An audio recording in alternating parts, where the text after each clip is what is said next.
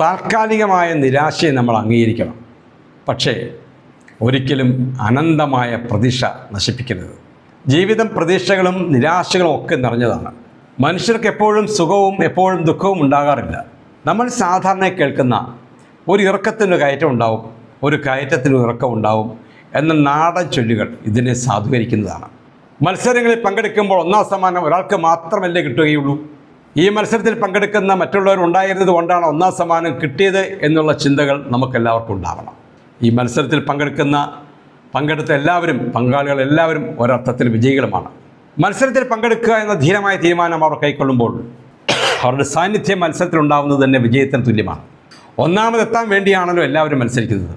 അത് പരീക്ഷയിലായാലും കളികളിലായാലും ജീവിത മത്സരത്തിലായാലും എല്ലാം ഒരുപോലെ തന്നെയാണ്.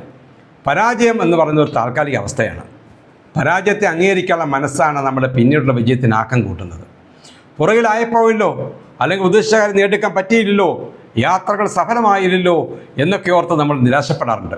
നിരാശ ആശയുടെ സൃഷ്ടിയാണ്. നിരാശയും ഉണ്ടാകുമെന്ന പ്രതീക്ഷ വേണം കാര്യങ്ങളെയൊക്കെ അഭിമുഖീകരിക്കാൻ.